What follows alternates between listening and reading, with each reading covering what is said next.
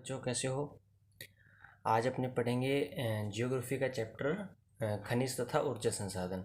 नई और पुरानी बुक्स में चैप्टर नंबर अलग अलग है क्योंकि 30% सिलेबस कम हुआ है। तो अगर आपके पास नहीं है तो आप चैप्टर नंबर देख लो, पुरानी है तो भी आप चैप्टर नंबर देख लो। तो सबसे पहले अपने पेट्रोलियम के बारे में पढ़ेंगे। बाकी चैप्टर पर हमने कर लिया था, खनिज संसाधन वाला चैप्टर है। लोह और एलो खनिज अपने कर रहे थे, ठीक है। कोयला अपनों पिछली वीडियो तक कर लिया था। आज अपने पेट्रोलियम संसाधनों के बारे में पढ़ेंगे।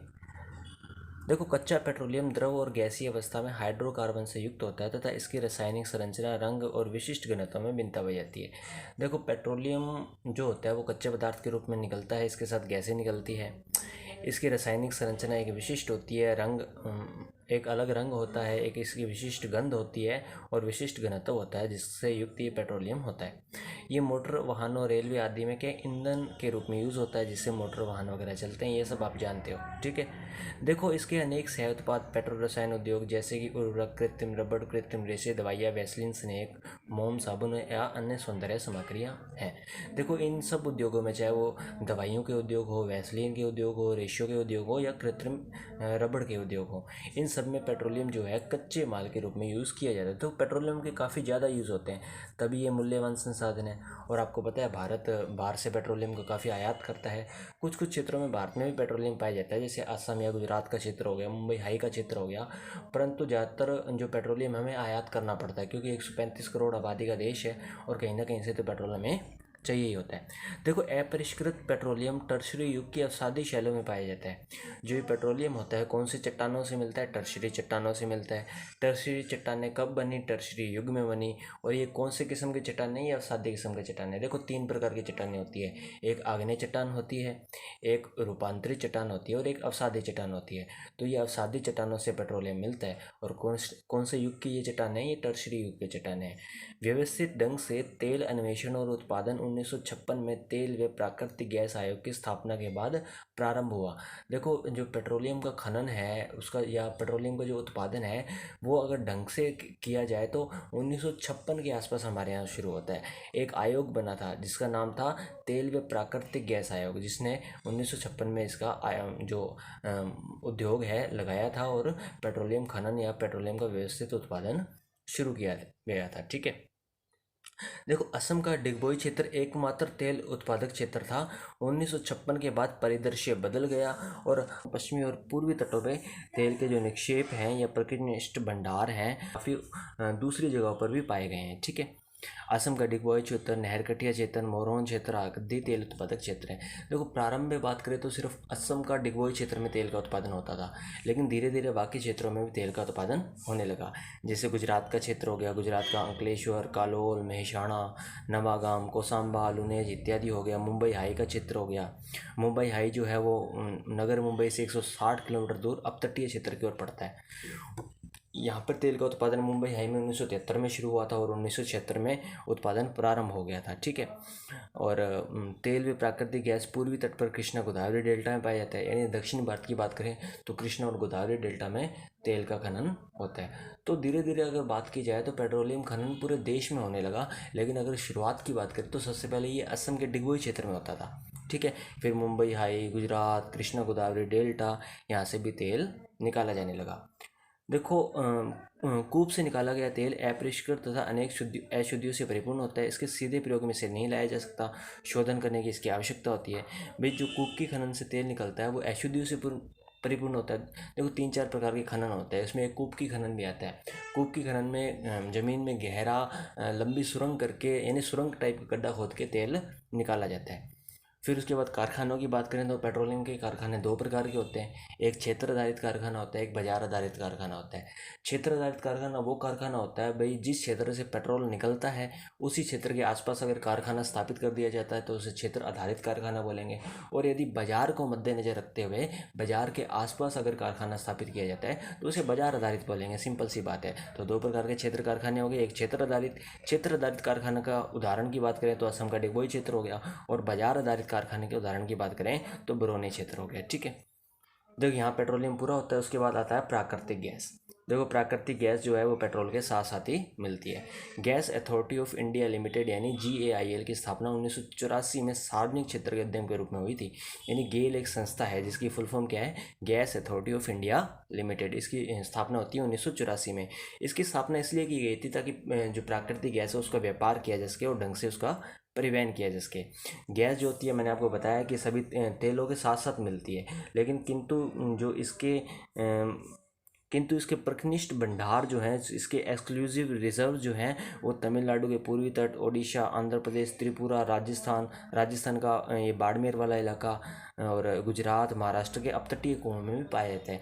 ज़्यादातर प्राकृतिक गैस तो पेट्रोल के साथ ही मिलती है, लेकिन कुछ कुछ जगह पे ये अलग से भी मिल जाती है। उसके बाद अगर अपने बात करें तो अगला टॉपिक आता है अपना अपरंपरागत ऊर्जा संसाधन। देखो अपरंपरागत ऊर्जा संसाधन होते क्या हैं।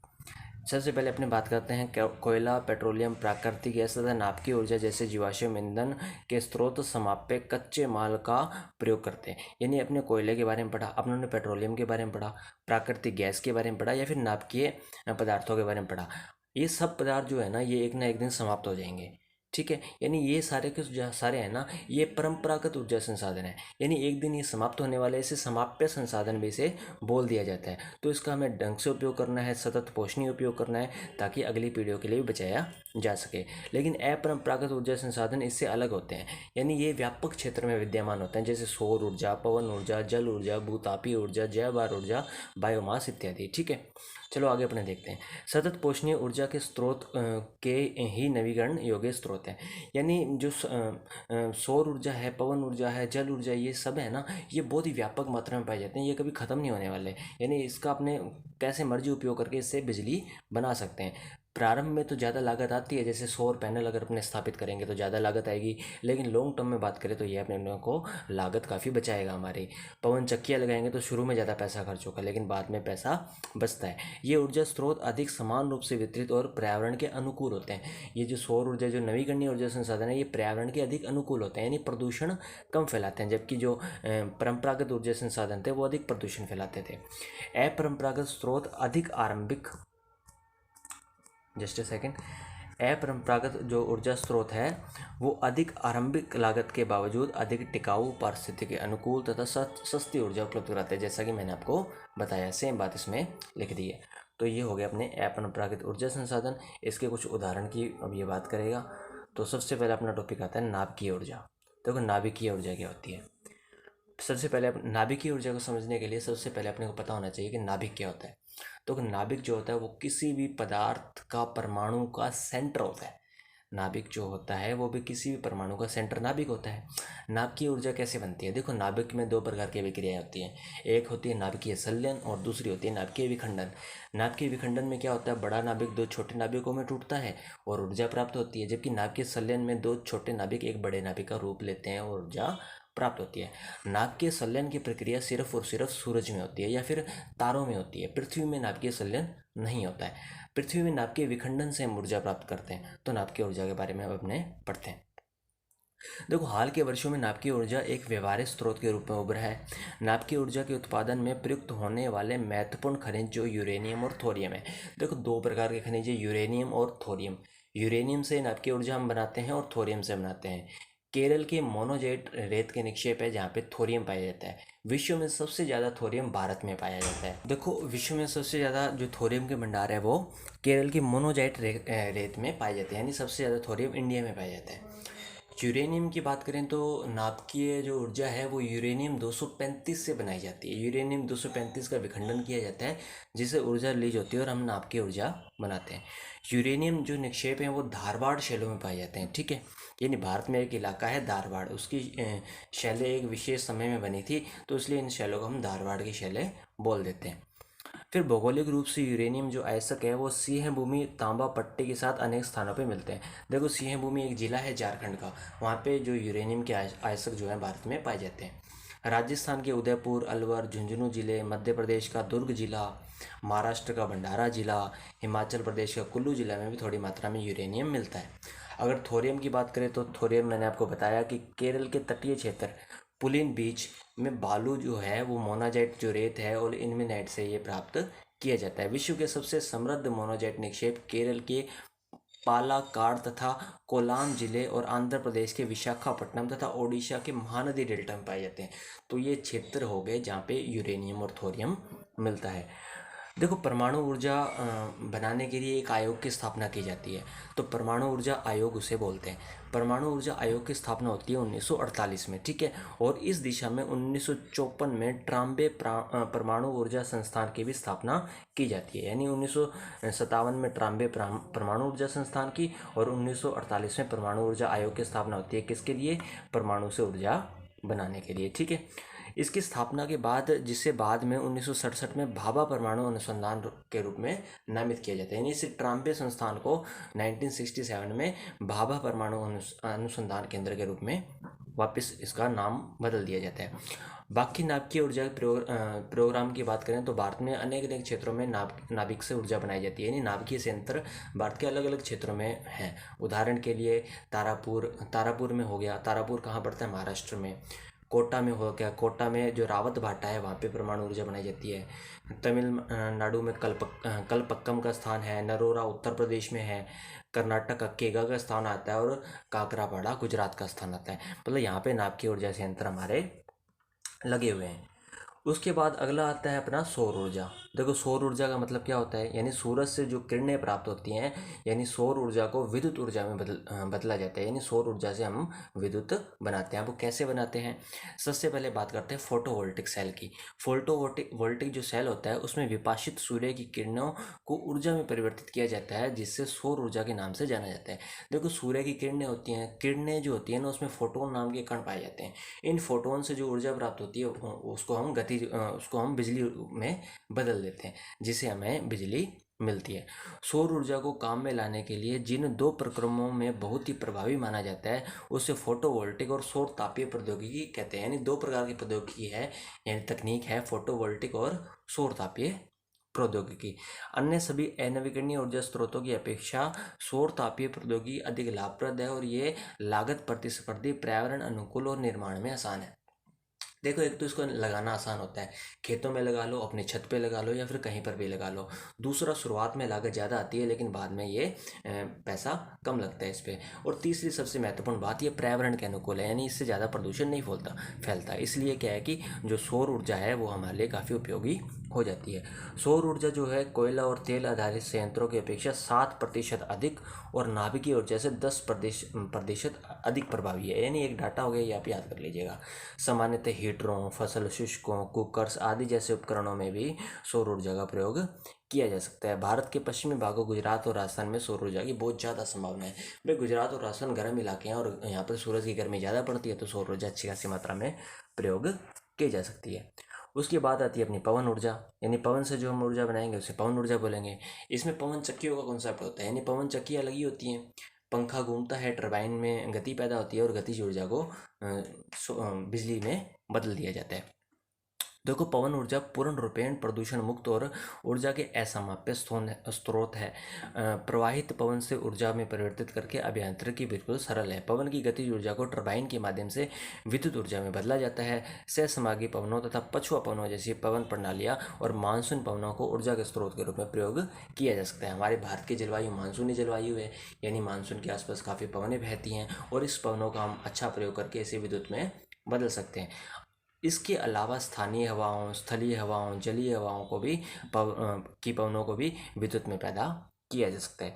भारत ने पहले ही पवन ऊर्जा उत्पादन प्रारंभ कर दिया है। पवन ऊर्जा के लिए राजस्थान का स्थान हो गया, गुजरात हो गया, महाराष्ट्र हो गया, कर्नाटक, यहाँ सभी स्थानों पर अनुकूल परिस्थितियाँ पाई जाती है। यानी यहाँ पर पवन ऊर्जा लगाने के बहुत ही बढ़िया लाभ अपने को हो सकते हैं। यानी भारत में ऐसे स्थान हैं जहाँ अच्छी खासी मात्रा में पवन ऊर्जा लगाई जा सकती है। देखो, उसके बाद आती है ज्वारीय तथा तरंग ऊर्जा। ठीक है, अभी तक अपने काफ़ी प्रकार की ऊर्जाएं देखी, अब अपने पढ़ेंगे ज्वारीय ऊर्जा के बारे में। ठीक है,